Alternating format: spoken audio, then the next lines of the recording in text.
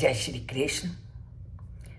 कल के श्लोक में परमपिता परमात्मा ने अपने दिव्य जन्म और दिव्य कर्म के बारे में बताया कि जो मेरे दिव्य जन्म और कर्म को जान लेता है वो दोबारा इस संसार में नहीं आता। पर बहुत सारे लोगों ने ये प्रश्न किया कि परम धाम को तो सभी प्राप्त करना चाहते हैं, पर उस परम धाम से नाता कैसे जोड़े और उस परम धाम के कार्य क्या हैं। तो आज उसी का उत्तर जानते हैं। आज जो ये प्रश्न लोगों के मन में हुआ कि परम पिता परमात्मा के कर्म कौन से हैं और परम धाम को प्राप्त करने के लिए उस परमात्मा से नाता जोड़ें कैसे, तो इसके लिए सबसे पहले हमें ये जानना ज़रूरी है कि हम जितने भी प्राणी हैं हम सब मायाबद्ध जीव हैं।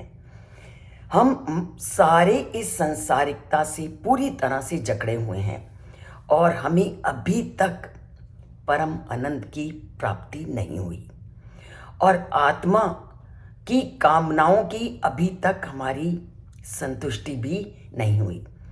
इसलिए हम जो भी काम करते हैं उसमें हमारा स्वार्थ छिपा होता है और हम जो भी काम कर रहे हैं वो निजी इच्छाओं को पूर्ण करने के लिए करते हैं, परंतु परम पिता परमात्मा के कर्म किसी निजी स्वार्थ के लिए नहीं होते, क्योंकि वह अनंत सुखों से परिपूर्ण है और अनंत सुखों को देने वाले होते हैं।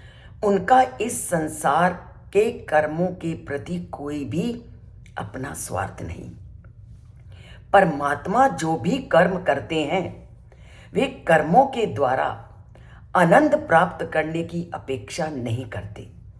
इसलिए परम पिता परमात्मा जो भी काम करते हैं वो मायाबद्ध जीव आत्माओं के भलाई के लिए करते हैं।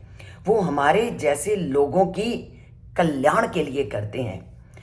इन दिव्य कर्मों को जो वो करते हैं वो लीलाएं कहलाती हैं उनकी, और हम जो काम करते हैं वो कार्य कहलाते हैं। तो परमात्मा ने जो दिव्य कर्म किए वो जो दिव्य कर्म हैं वो परम पिता परमात्मा की लीलाएं हैं और हम जो कर्म करते हैं वो कार्य कहलाते हैं। तो इन दिव्य कर्मों और दिव्य कार्यों के अंतर को समझना बहुत ज़रूरी है और परम पिता परमात्मा का जन्म भी दिव्य होता है और हमारी तरह माता के गर्भ में नहीं होता। इसलिए परम पिता परमात्मा परिपूर्ण परमात्मा माता के गर्भ से जैसे बच्चा पैदा होता है उस तरह नहीं होते। और यहाँ भी मैंने एक जगह जब इस बात को स्पष्ट किया तो उन्होंने यही प्रश्न मेरे सामने रखा कि माँ देवकी के गर्भ से तो ये परम पिता परमात्मा प्रकट हुए थे। तो यहाँ भी इस तथ्य को स्पष्ट करना बहुत ज़रूरी है कि जब परमात्मा ने अवतार लेने से पूर्व वसुदेव और देवकी के सम्मुख प्रकट हुए तो उन्होंने अपने चतुर्भुज विष्णु के रूप में थे। भगवान का विराट रूप निश्चित रूप से देवकी के गर्भ में नहीं समा सकता था और देवकी को यह आभास दिलाने के लिए वे उसके गर्भ में हैं। उन्होंने अपनी योग माया शक्ति के द्वारा देवकी के गर्भ को सुगमता से फैला दिया और अंततः वह बाहर से प्रकट हुए, जिससे ज्ञात होता है कि वह कभी भी गर्भ में नहीं थे। और भागवत में इसका पूरा वर्णन मिलता है।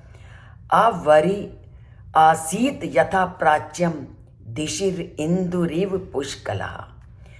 क्या मतलब है इसका कि जैसे आकाश में रात्रि के समय चंद्रमा पूर्ण आभास के साथ प्रकट होता है, उसी प्रकार भगवान श्री कृष्ण देवकी और वसुदेव के समक्ष प्रकट हुए। ये परमपिता परमात्मा के जन्म की विशेषता है।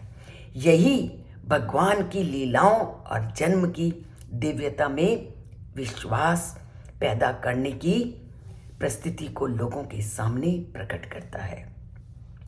जब हम परमात्मा के साकार रूप की भक्ति में सरलता से लीन हो सकते हैं और परम लक्ष्य को, परम धाम को प्राप्त हो सकते हैं, तो परमात्मा का साकार रूप ही एक ऐसा है जो बहुत आसानी से हमें अपने साथ जोड़ सकता है और अपनी भक्ति और श्रद्धा को उत्पन्न कर सकता है।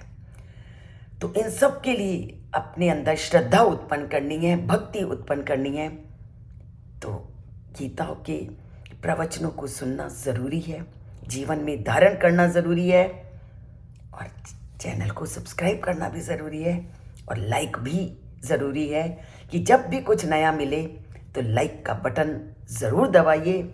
परम धाम को जाना है तो लाइक तो करना ही है। बोलिए जय श्री कृष्ण और लिखिए जय श्री कृष्ण।